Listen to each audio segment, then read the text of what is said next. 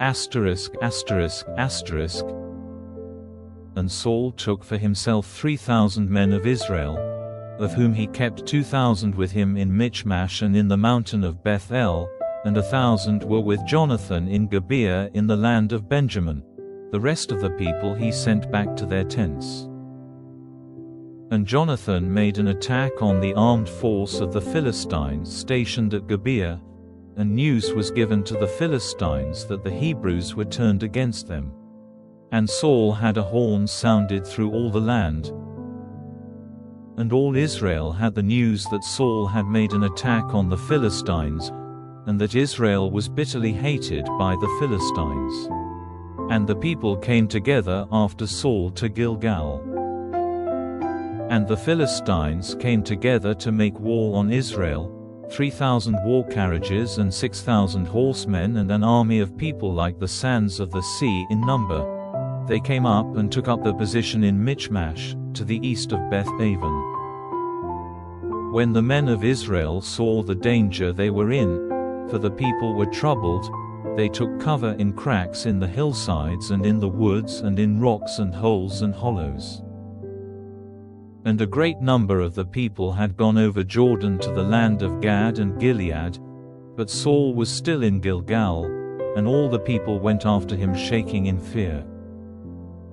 And he went on waiting there for 7 days, the time fixed by Samuel.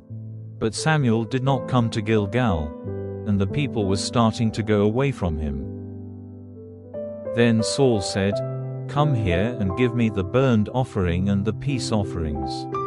And he made a burnt offering to the Lord. And when the burnt offering was ended, Samuel came, and Saul went out to see him and to give him a blessing. And Samuel said, "What have you done?" And Saul said, "Because I saw that the people were going away from me, and you had not come at the time which had been fixed, and the Philistines had come together at Michmash. I said, Now the Philistines will come down on me at Gilgal, and I have made no prayer for help to the Lord, and sir, forcing myself to do it, I made a burnt offering." And Samuel said to Saul, "You have done a foolish thing. You have not kept the rules which the Lord your God gave you. It was the purpose of the Lord to make your authority over Israel safe forever. But now, your authority will not go on. The Lord, searching for a man who is pleasing to him in every way, has given him the place of ruler over his people, because you have not done what the Lord gave you orders to do." Then Samuel went up from Gilgal, and the rest of the people went up after Saul against the men of war, and they came from Gilgal to Gibeah in the land of Benjamin, and Saul took the number of the people who were with him, about 600 men. And Saul, with Jonathan his son and the people who were with him, was waiting in Geba in the land of Benjamin, but the tents of the Philistines were in Michmash.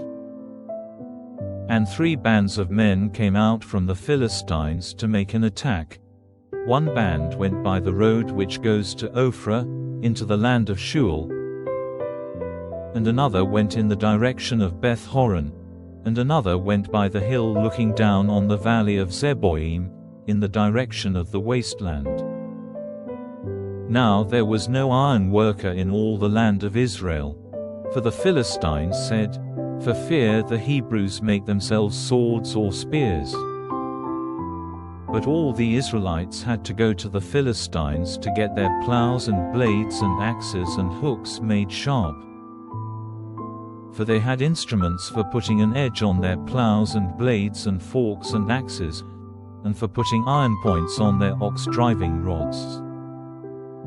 So on the day of the fight at Michmash, not a sword or a spear was to be seen in the hands of any of the people with Saul and Jonathan, only Saul and his son Jonathan had them.